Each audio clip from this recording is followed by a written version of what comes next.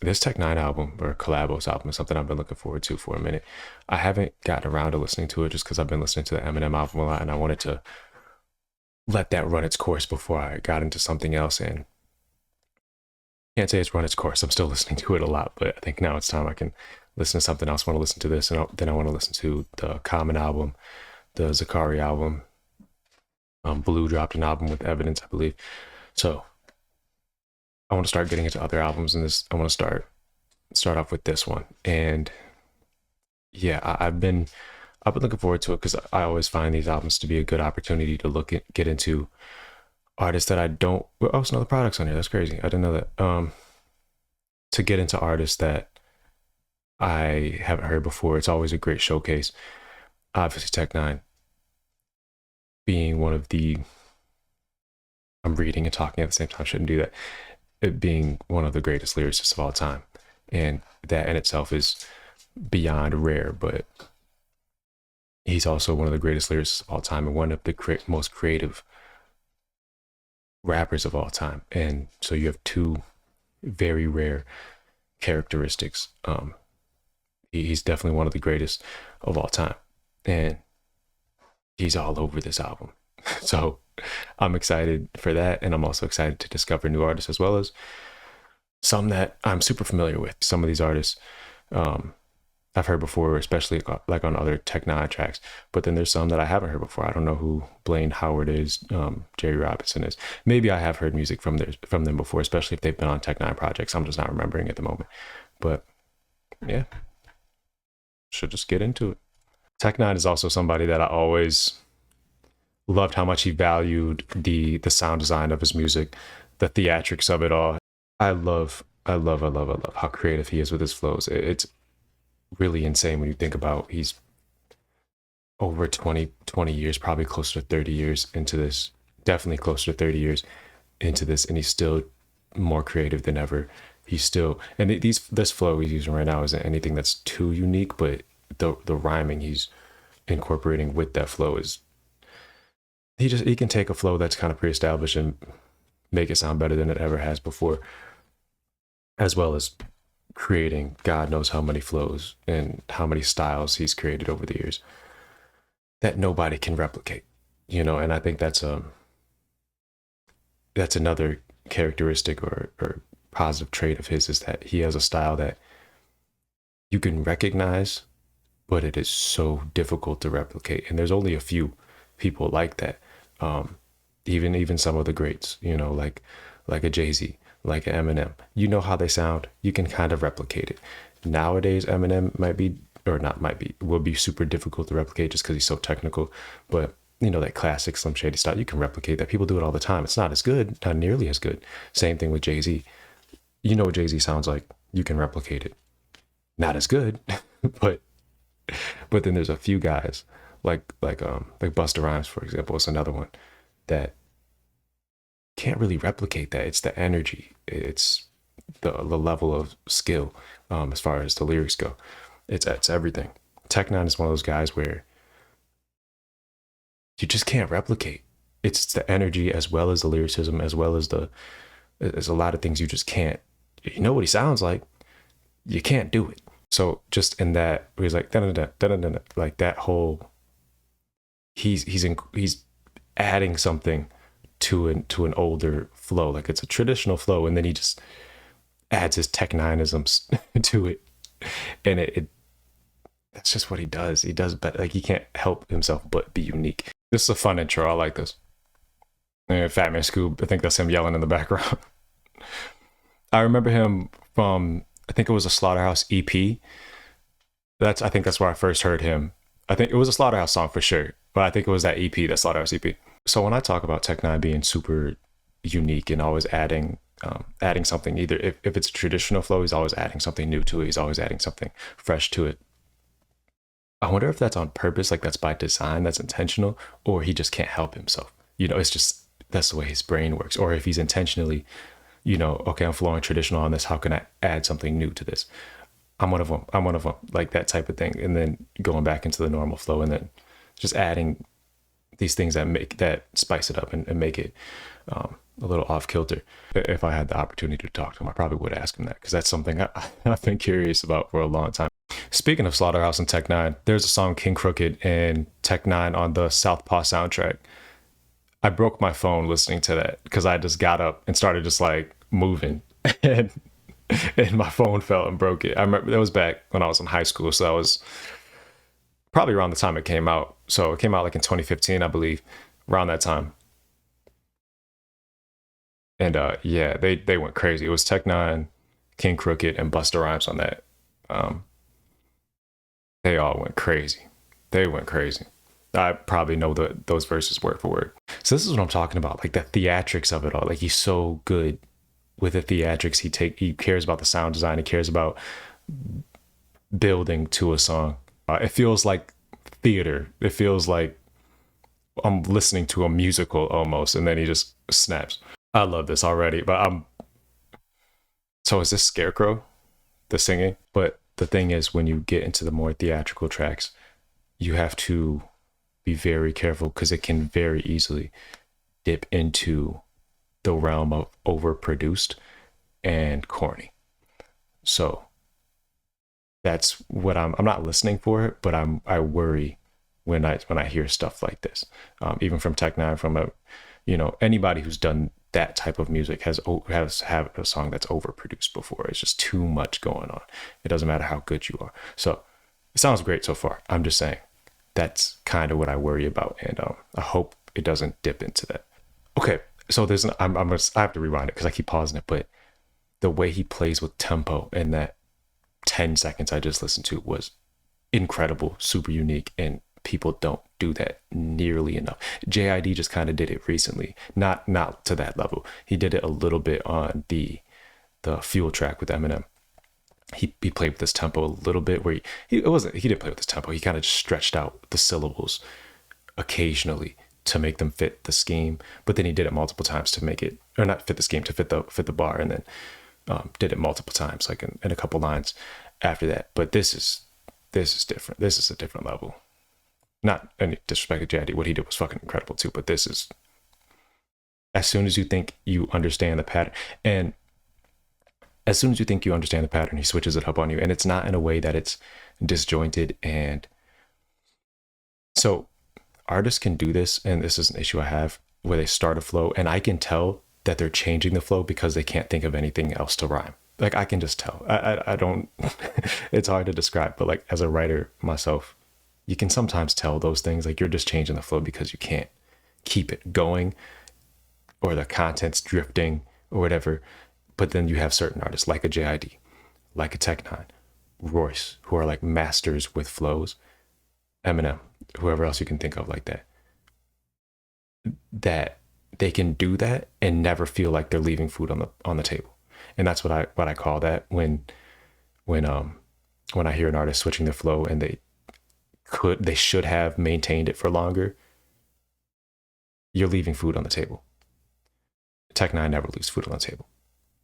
He knows when to switch it. He knows when it's appropriate to switch it. He never lets a flow outstay its welcome. He doesn't switch it too early to where it's jarring and you're like, oh, I liked that. I wish you would have stayed there.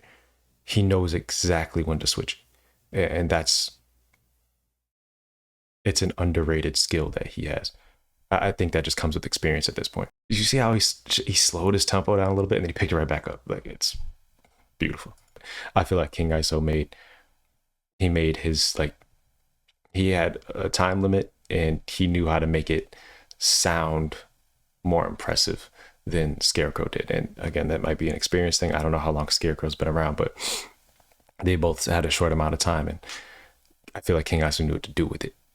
He knew how to make it sound impressive, because he was rhyming the same syllables, if I'm remembering correctly, for the entire verse, whereas Zkeircrow switched it up multiple times. And that's easier to do, and it's less impressive to listen to, because you're rhyming a set of syllables, and then you switch to a different set of syllables, then you switch to a different set of syllables. When you rhyme the same set of syllables the entire time, you're restricting your vocabulary, so it becomes harder to write for a longer duration. Like, so the word popcorn, I can only rhyme that for so long. So if somebody rhymes it for 16 bars opposed to a 32 bar. You know what I mean? Like I'm limiting myself the longer I go on, because I'm not going to repeat words. Some rappers repeat words if they're garbage, but but you know, you don't want to repeat words. So the longer you go, the more you're limiting yourself. And that's why King Iso's verse felt more impressive. The second verse or third verse, I don't know which one. I believe I'm right. I believe that second guest verse is King Iso. But that's why his sound's more impressive, because he was rhyming the same syllables the entire time. And he was using the syllables that Zkeircrow ended off with. He's so, okay. I don't know if he's doing this on purpose or this is just how he rhymes, but he never lands his syllables where you think they're going to land. His flow never, no, I wouldn't say never, but he knows how to change it up, like any level. And then he raps for a while and then he gets back, then he ties it back together. You think typically when you change flow like that, any level, like you think that's how it's gonna go, but he knows how to throw you off. I don't know if he's doing that on purpose. Regardless, I love it. It always makes it an interesting listen. It keeps you engaged. It's not just as simple as ABC. It's not as formulaic. I love this hook. I'm a big sucker for back-to-back verses between collabs where they go back and forth with each other. I'm a huge sucker for that. I love this song. It didn't feel overproduced at all. Something I was worried about in the beginning. The rhyming was good from all of these guys. Great from all of them. They did great. I was critical, but it's out of love. They all did very good. I love the guitar. I love the, okay, and there's another thing I love about, I'm glazing the shit out of THARPE. I love the I always love the rock incorporation that he has in his music. It always, I wouldn't say it always makes it unique, but it's his unique style. It's his trademark almost, to incorporate all these different sounds and his inspirations. It's not even always rock. A lot of times it's other genres that he brings into his hip hop music, and he knows how to mix that well. Here he's doing a more traditional flow, but he's staggering his words a little bit. I don't know what to call that, but he's doing that, and that's what's, again, it's just N9ne where it's a traditional flow. This is very normal, and this proves that he can do it. A lot of rappers, maybe they get so fast or so quote unquote technical. It's not really technical. It's just sounding technical, that they don't know how to do the traditional flows. They don't know how to slow it down. N9ne knows how to slow it down. He knows how to get traditional when it's time to do that. This is a song where it's probably time to do it. He might switch it up. He might do whatever he wants to do, but in this moment, he felt like it was time to do that. When I'm maybe I'm, I don't know what the fuck he said. When I'm maybe I'm munching, like that thing, like that, where he's staggering it a little bit. It's just another thing that makes him unique. A traditional artist isn't going to give you that every day. Like it's a weird. And he doesn't have to do that. He's a talented enough writer where he could just keep that same flow, the exact same rhyme pattern the entire time. But he just adds stuff that switches it up and adds some unpredictability to his verse that, again, makes it super fun to listen to. I feel like around the this part, the guitar is picking up a little bit. I think that's what I'm talking about. It's getting a little bit into the overproduced side. I think it should take a backseat to that piano or whatever that sound is I believe that's piano. But I feel like the guitar should take a backseat a little bit. I like this hook part though. I'm assuming this is the hook. I might change my mind on that though after I hear the whole thing and listen to it again. I love it so far though. Who the fuck is this? Oh, Joey Cool. Okay, I'm like this is not Kevin Gates. I love his voice. He has a very unique voice. He has a very distinct voice. And I feel like he could leverage that. I was worried about this part when I first heard it, that he wasn't rhyming enough. And after you rap, you can't rhyme one or two syllables after N9ne. But he picks it up after this. With the seeds, blossom. So like that's 3 syllables there. He picks it up after a while. So I like that. I was worried, but I like it. This him too? Oh, yeah, it sounds like it. Yeah. And he can switch it up. So he has a unique voice and he can change it to damn near sound like another person. Yeah, he's good. I like that where he changed his inflection. It sounded almost like a Kendrick thing. Not that he was the first person to do that. There's a bunch of people prior to him that would play their inflections and stuff like that. But in modern times, Kendrick is kind of the guy that you go to when you think about somebody changing their inflections a lot in their vocals. And he kind of did it. He kind of got that high pitched sound that Kendrick gets. So I think that was dope. I like that a lot. Also, I see what they're doing with the build up with the guitar into the hook. I think it's a little too before the hook, but the hook sounds good. Everything before this, but it's just a little. It's like a bridge almost. A little too much. I would have toned it down a little bit. Okay, that was super good. That was good, and that's the thing is, I think people confuse technicality with quality. You don't always have to be the most technical guy in the world. Kevin Gates is not the most impressive lyricist in the world, but that verse was super smooth to listen to. I didn't stop it a whole lot. Like with the Tech-9 verse, I'm stopping and pausing, stopping. Oh my God, that was crazy. Oh, how do you do that? Sometimes it's not smooth to listen to. Kevin Gates, at this point in his career, he knows how to make a verse that's super smooth to listen to. It told a cohesive story. It was very easy to follow, but then it also wasn't lazy lyrically. You could tell it wasn't lazy. So, and I think that's the difficulty at this point in Tech-9's career. That's probably the difficulty, is probably managing his creativity, not letting it get too out of control to where it's not easy to listen to. You know, it's still easy to follow. It's still fun to listen to, and it's still creative. So like that's probably what he has to balance out.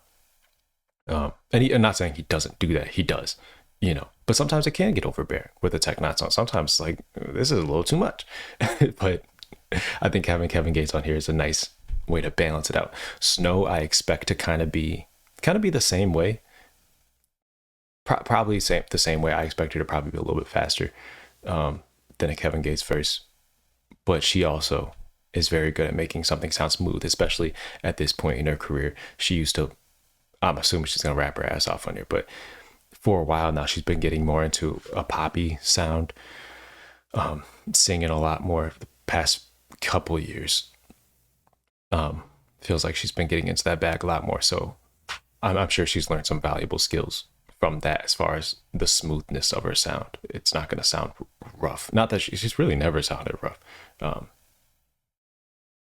Or she could just rap her ass off and not give a fuck about that. I wanted to rap more. She's been singing for a while. Just rap in English. Not okay. I gotta specify in English because I cannot understand the Spanish. I'm sure this is great for your Spanish fans. I can't understand it, and it kills me because I love that last album she dropped.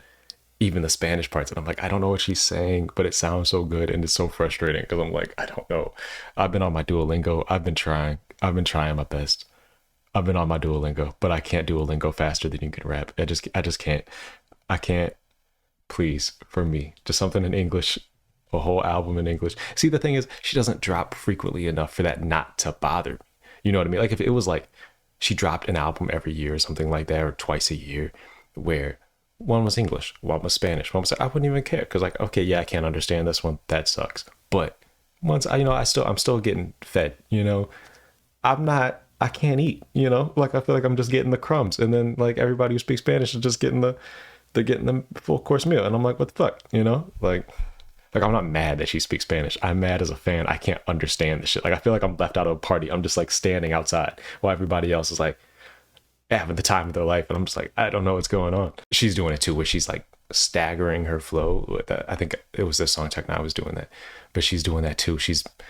Bro, when she raps, she's so good. She was one of the best rappers, female rappers on the planet, one of the best rappers in general. I don't know how I specified females. That was really douchey thing for me to say. He's one of the best rappers, period. Let alone female rappers, I think is what I meant to say.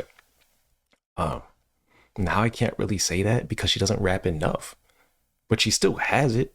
But it's like she just got too much into the poppy sound for me personally. Obviously she's finding success. I still follow her. I watch her podcast every now and then. She, you know, her son's on there and stuff. I just wanted to rap more because I think she's really good. It's like, just rap for me. Just rap. Like it feels like wasted potential. She's so good. That was a good verse too. But Kevin Gates really did it. I didn't even think about it because I try not to look at the track list too much or look too much into it just because I don't want to have expectations of a sound. But I didn't even think about it. Kevin Gates, Know the Product, Joey Cool, and Tech-9, that's just an odd combination, it worked perfectly. I did not, I mean, I wouldn't say I didn't expect it to, but like looking at it now, you wouldn't think it would, but it worked great. And that's the thing about these Collabos albums is that you can get some odd collaborations on them, and it always sounds good. It's not lazy. It's not like haphazardly thrown together. This one has Hopsin. I think he's like in a jungle somewhere currently. I don't know what happened to him. He kind of just disappeared like a Chucky doll. He ended that bar, but then you don't know what that means. Like a Chucky doll, what does that mean? He ended it, but then he started. Then he was like, not real. Like he kind of, it's like a backwards. Like if you listen to a Lil Wayne song, be like, real G's move in silence like lasagna, that type of thing, right? You can follow it. Real G's move in silence. Okay, now you understood that. It processed in your brain. What the fuck does that mean? Like lasagna. N9ne kind of did it backwards, where he's like a Chucky doll. Not real. Instead of saying not real like a Chucky doll. You know what I mean? And I think it's just another one of those things that it's just really unique.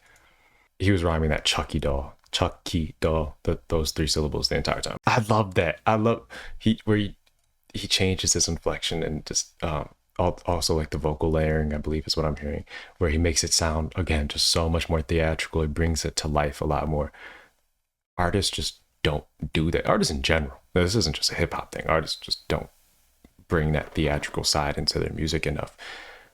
Probably because they don't know how to, because you have to be skilled enough to do that and knowledgeable enough of other genres, of other forms of music. I don't know what N9ne gets into. I don't know if he watches a lot of theater, but that's what it sounds like. It sounds like he watches a lot of musicals and incorporates that into his music. I love that. It's like a choir. Again, it's like, it's highly produced. It's not overproduced. I haven't heard Hopsin in a long time, so I'm locked in. Who's he talking about? Who is he talking about? I gotta rewind. I don't know who he's talking about. Because I doubt he's talking about... Okay. The Jaren Benton, Dizzy Wright, Funk Volume, Dame, whatever. I doubt he's talking about that at this point. That's unless something new happened, but that was a while ago. I think they all... I know Jaren Benton and Hopsin talked, because I watched a Jaren Benton interview not too long ago where they talked about they were cool. I don't know how his Hopsin and Dizzy Wright's thing. I think everybody's cool for the most part. I don't know. Dame and Hopsin is the one I would be. I don't know if they got back cool again. Like Hopsin isn't around long enough for me to be familiar with the Hopsin lore and who he's beefing with. But you're not around enough to beef with people. Like, who are you beefing with? You're in the jungle somewhere, chopping down trees with a machete, probably hunting koala bears with a bow and arrow. Who are you beefing with? She? This is like a girl. I'm familiarizing myself with the Hopsin lore again. I remember N9ne, because 8 was the one where he broke up with Funk Volume. I remember that, because I remember waking up to that. That was legendary. 9, is that the one with the kid? About the kid and, the Australian girl or whatever, and taking the kid and all that stuff? Is that what he's talking about? This is a good song, by the way. So I'm assuming this is a girl that he was with. I don't know if this is real or he's just telling a story, but I'm in the story or real life, this is a girl he's with, because there's a picture on his wall. That would be kind of weird if it was like a dude that he just was friends with, that he just has a picture of on the wall and he's mad at. She betrayed me. So that's what's throwing me off, because he says she, right? Then he says brother. That's weird. Boy? Yeah, so he's talking about a boy. I'm confused. So yeah, he's talking about a dude, but he's saying your picture was on my wall. So is this but I thought he said she, unless he said he, and I'm mishearing it. The Hopsin lore is too deep for me to follow. Oh, I'm excited for this Killer Mike verse. Why did he get arrested? I remember he got his Grammys and then he got arrested. I never looked into that, why he got arrested. He's obviously out now. It's probably just like a night thing. Is he talking about his dad? I don't know much about Killer Mike's family life, so I don't know. Again, the Killer Mike lore, I don't remember the content. I remember the last album he dropped. I don't remember like the content of it. I didn't, I'm not familiar with and I listen to the Run the Jewels albums and stuff like that, obviously, but I'm not too familiar with the Killer Mike lore, or I'm just not remembering something. But he said Papa, so he's talking about his dad here. Okay, so yeah, he is definitely talking about his dad. He's saying he's the real man in the family. So it sounded like he doesn't have a good relationship with his father over some money issues. I don't know the lore behind that. Look, the Hopsin lore, I'm super unfamiliar with because he's been in the jungle for like the past 10 years. But I know prior to him being Tarzan, I know the lore behind that. So if it has anything to do with pre-Tarzan Hopsin, I understand like the girl, the mother of his child, funk volume stuff, anything like that, I'm familiar with. Killer Mike, I'm not familiar with at all. I mean, I'm familiar with Killer Mike. I know Killer Mike as a lyricist and as a rapper. Like his family life and stuff. I don't know if this is his first time talking about this or if he talked about it on his album. The album was pretty personal that I can remember. Like I remember it being personal. I just don't remember the actual content. So I don't know if he talked about this or if this is a more recent thing. It's 4 for 4 right now. I mean, even the greeting skit I liked, but it wasn't a song. So I'm not going to add that to my favorites. So Lex Bratcher I'm familiar with. Just recently, I'm not subscribed to her. I follow her on social media and whatnot. Isn't there supposed to be a comma after here and then and whatever? I'm familiar with her. I follow her on social media and whatnot. She's really good. She got, I believe this was her. She had some drama, I believe, for allegedly stealing a Mike P battle rap scheme about like Street Fighter or something like that. I believe that was her. It could have been somebody else, but I believe that was her. This is a really smooth listen. I kind of just want to listen to this. I don't really have much to say. Yeah, this one's just really good. I like this so far. Oh, what I was going to say is Tech9ne is always somebody that you can rely on that's going to bring 6 minutes. Jeez. It's always somebody you can rely on to bring a lot of energy. And that's something I feel like is lost nowadays too, is there are just not a lot of people who bring, especially in mainstream hip hop, that just bring that energy to every track. Eminem, obviously. Kendrick, obviously. Outside of that, who's bringing like that energy to their performance, to their vocal performance, to the song? It adds character. It adds to the story, especially when you're telling any type of story. It's a lot of energy. Like I remember, and this is like the best example of this. Like I was watching like an Eminem freestyle like back in like 2009 when I was a kid. Was it Westwood? Where you can see like the veins popping out of his neck when he's performing. This is a regular radio freestyle, like the veins popping out of his forehead and neck. Like that's the type of energy I love to see and that I want to see more of from younger artists. And that's the energy Tech9ne comes with all the time. Like I'm listening to him and I can just visualize the veins popping out of his forehead. And again, a lot of that sometimes by idiots is interpreted as just yelling or whatever. It's not. It's a performance. I mean, sometimes motherfuckers could just be yelling and it could be annoying, but it's a performance. He's performing. If he's angry in not in this track in particular, but like if he's angry in a track, I want him to sound angry. If he's sad, I want him to sound sad. Or maybe he's audibly sad where he's yelling, he's, in distress or whatever. Maybe he's quiet. Maybe he's melancholy and people interpret, oh, he's just monotone. Oh, he's telling a story. He's numb. He's sad. He's whatever the case is. Like that, you have to. I hear that a lot with Boldy James and stuff like that. Like he's storytelling. He's very monotone with his vocals, but I feel like the way I interpret that when I listen to his music, a lot of times it enhances it because he sounds numb. It's all the performance that some people appreciate, some people don't. And I'm not gonna say at times I wish Boldy James would spice it up and get louder and get more excited. Sometimes. Same thing with Tech. Maybe you could slow it down, calm down. Not with Tech9ne, just in general, like, more excitable artists, calm down a little bit, sometimes I want to hear that. But for the most part, these are guys that have performances that I love. That sometimes that performance aspect just isn't appreciated. I love the flow, by the way. He's doing the thing I was talking about earlier where it's kind of, the pattern is a little bit disjointed on purpose. J.O. Yeah, I don't know who J.O. is, so I want to give him his respect. Listen to him. I love that F alliteration he was using there. That was cool. The F is not a syllable or whatever, a letter sound that is used a lot when people do the alliteration. Speed'em Tech9ne did that with the folk with a fife and whatever the fuck. But yeah, he did that a lot with the F. But off the top of my head, I can't remember too many that have done that with the F sound. I love that. That was good. That's cool. That's cool. It sounds like squeaking. Like I love that. But it's her vocals. That's cool. I like that a lot. Oh, okay. Yeah, it was supposed to mimic. Okay, I guess it was supposed to mimic that. That was cool. That was really creative.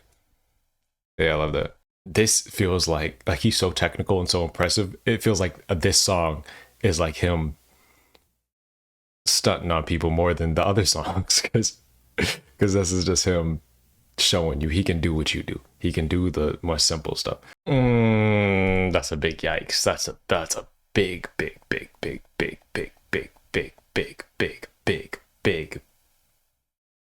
yikes. Kicking it like Liu Kang bars in 2024 is insane, bro. Take that, put this verse in rice, put it in rice. I'm about to skip this song. That's not that. No, flipping like judo, kicking like Liu Kang, all that. Get it. Oh, they always come back. They always come back, but get them out of here. They don't have any place anywhere anymore. That's about as overused as official, as a ref with a whistle, like all that. Get it out of here. And some of my favorites have lines like that. King Crooked, one of my favorite rappers, recently had a line where he said something about kicking it like judo or something like that. And I just remember it making no sense, because in judo you don't throw strikes. In judo it's all grappling. So that pissed me off too. So don't think this is just because I don't know the guy that I'm extra critical of him. No, I think it's really stupid when my favorites do it too. That line was just garbage. Sounds good so far. Okay, say this is what I was talking about earlier, where you're leaving. I don't know who this guy is, if I'm being real. This is what I was talking about earlier when I'm talking about leaving food on the table. He switched his flow, but it didn't feel like it was time to do that yet. It felt like there was still food on the table, you know? And the issue with this is, normally, maybe if this is just like a radio song, if I just heard this on, I probably wouldn't think too much of it. That Kicking with Liu Kang line is garbage, no matter what. That was always going to stick out to me. But now that I'm hyper focused on lyricism after the past 6 tracks, now we get to this, I am going to be critical of it, but not intentionally. It's just I've been listening to this. I've been so hyper focused on lyricism. Now I'm on this. I'm still in I can't just get out of that. It sounds smooth. No. Okay, see, this is the thing where Tech-N9ne, super unique, always super unique, and it is music, but sometimes that can be to a fault, you know? Sometimes it can be like, all right, I see you want to do something different. Don't. That wasn't Tech. I don't know who that was. Don't do that again. I don't know these guys either, by the way. Where am I at? I don't know these guys. I love his voice and his performance so far. They just need a hug. That's funny. Hey, I don't know who this is. Wait a minute. I shouldn't have cut that off. Yeah. There's just gems all throughout that need to listen to a few times. That was good. And he didn't waste a single line. It was just, he was saying something each time, with each line. So I like that a lot. He didn't waste any time. He didn't do anything too extra, but he also sounded fun to listen to. I like him a lot. I don't know who that was, but I'll add one of them, and hopefully it's the right person. What is this? No.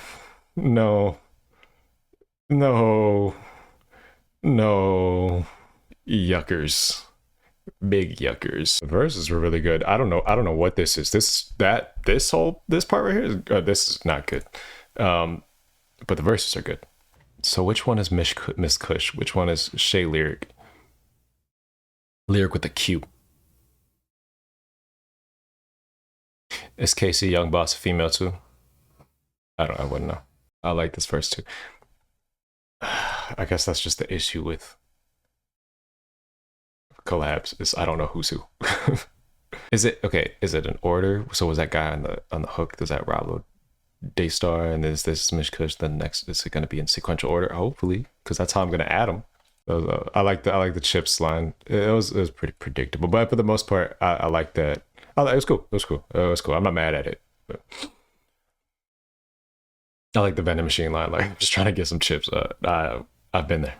Okay, one of my pet peeves, fun fact, is I like the song though. I hate when there's a collab between two guys and the guy like says his name or like I'm on a track with so and so. It's just like why? Like it sounds goofy. It sounds like one of those like an intro to like a Disney, like a rap intro to like a Disney show where they describe the entire plot of the show in the intro, in the theme song. Like that's what it feels like. But on a song like this, I feel like it's important for the sake of getting your name out there to say your name because I don't know who's who, and I'm not going to add everybody and then dig through them later and try to match the voices to who's who. Like that's doing too much. I feel like there can be. So the idea of this is to, as far as I know, to introduce you to a lot of new guys. When there's too many on one track, they sound good, but am I like I can't pick out who's who? You know what I mean? Unless it's in order, but I don't think this was an order of appearance. Are these guys all from Kansas? I'm assuming KC is Kansas City. So are they all from Kansas? I don't like that. I don't like that he said that. He's too technical for the black crowd, or maybe too technical for the black crowd. I feel like you have a lot of black fans. Number one, maybe they're not, and this is just any hip hop show, you're gonna have majority white fans or whatever, but I know a lot of black people that listen to Tech N9ne like Tech N9ne, probably more than I know white people that listen to Tech N9ne. And when you say things like that, it comes across as black people aren't as they can't catch everything. They don't like the technical side of hip hop as much as white people do, or they can't catch everything, or you're too technical, you're too smart for black fans or whatever. That's how that comes across. And I feel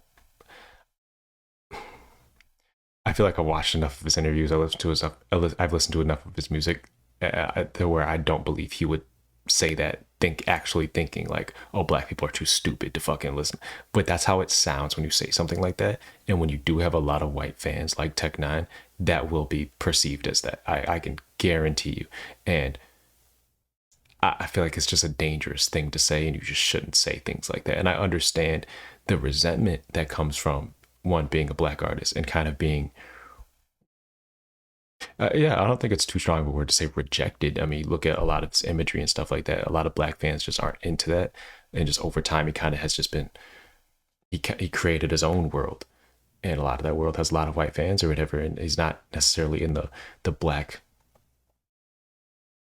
mainstream kind of crowd. He's not like a guy that's prominent in that black mainstream crowd, even though he is super prominent as an underground, or not underground, independent artist. But he's still mainstream. Everybody knows who the fuck Tech N9ne is.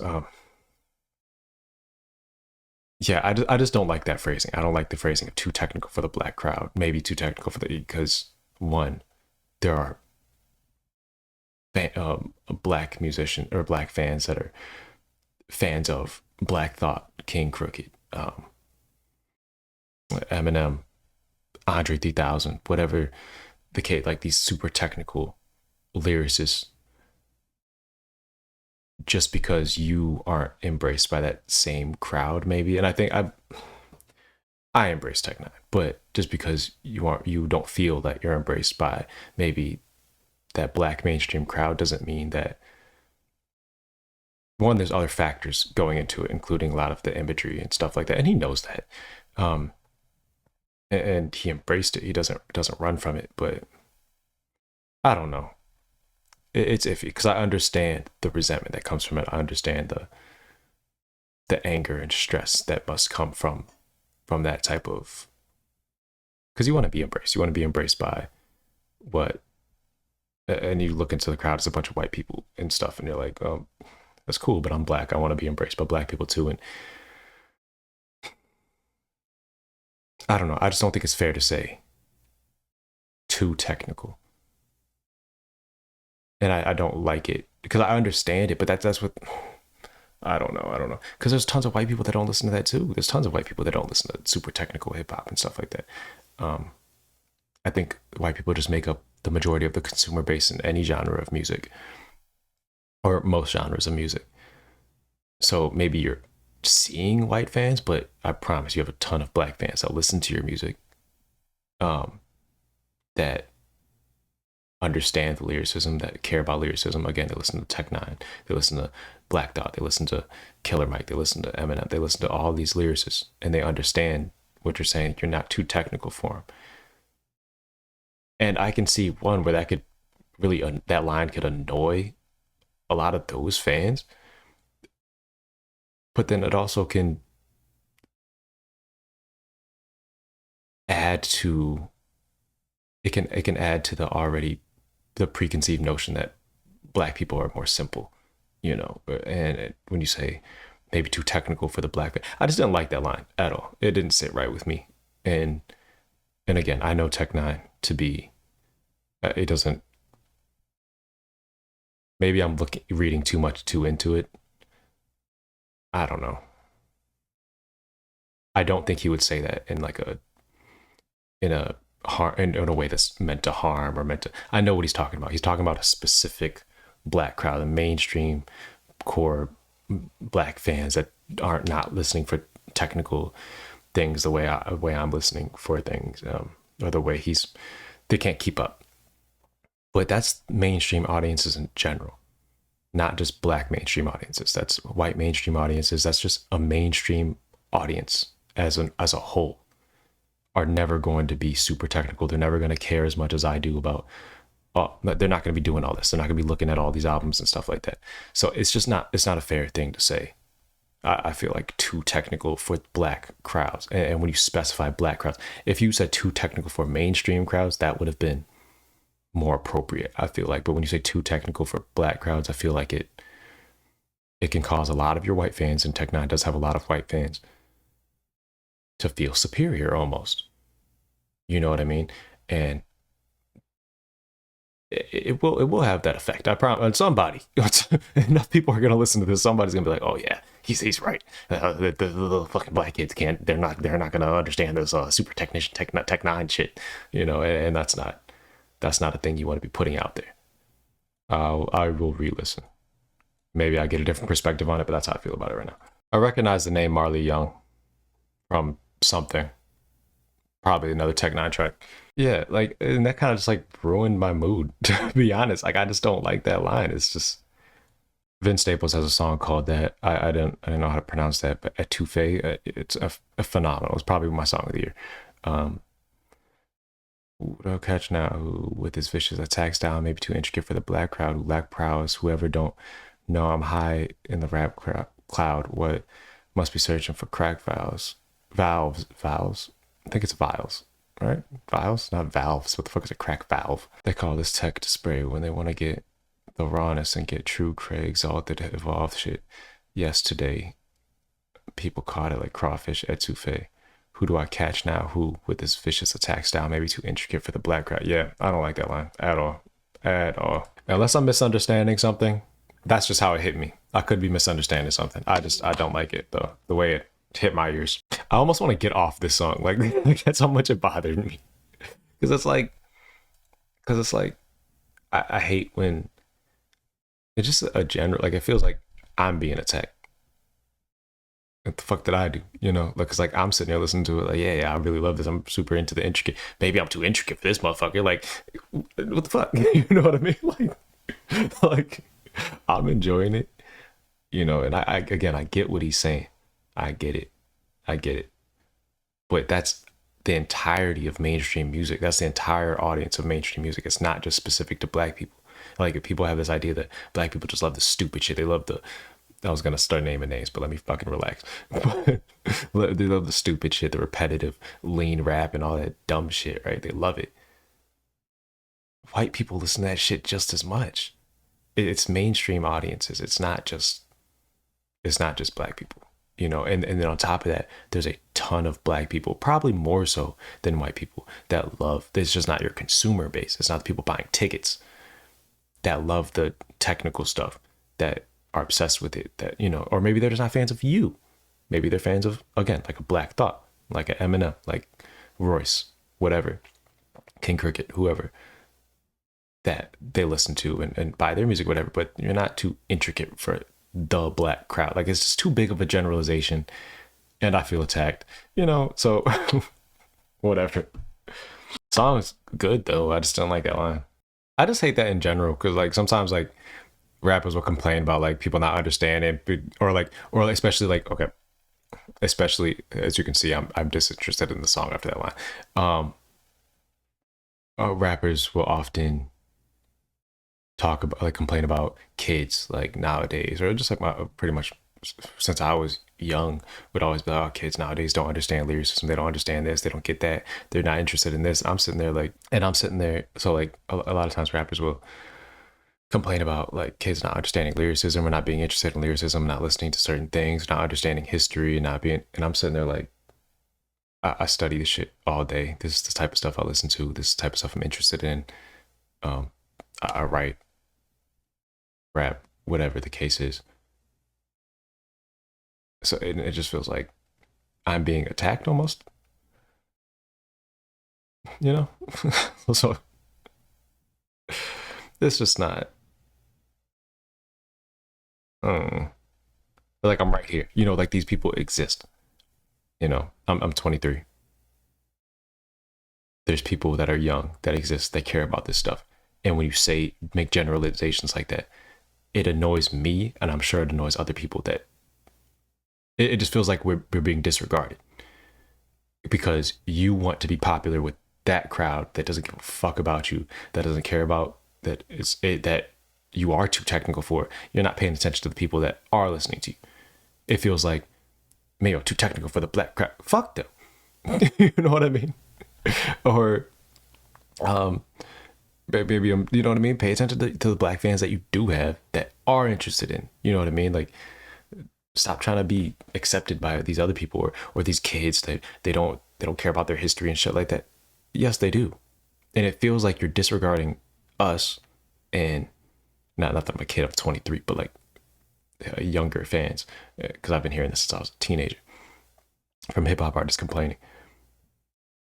It feels like you're valuing the opinion of mainstream hip hop fans that don't know shit, don't give a fuck, more than you're valuing the diehard fans. Like, and sometimes as a diehard fan, as somebody who cares about this shit, I would like to hear more praise than complaining about, like, complaining that you don't have these guys. Well, you have these guys that give a fuck about you. Be happy that you have these guys, you know. But it feels like you don't care about that. I don't give a fuck that I got these guys' attention, that care, and, you know, study my lyrics, have the fucking lyrics up, pulled up and shit like that. I don't care about them. Why aren't these guys my fans? You know, like, again, fuck them. They're stupid. Let them be stupid. I'm out of this. I'm checked out of this song, but I know him and ICP had something, and I think they squashed it though. If I'm remembering this, I watched an ICP interview. I thought they said they squashed it. I don't care.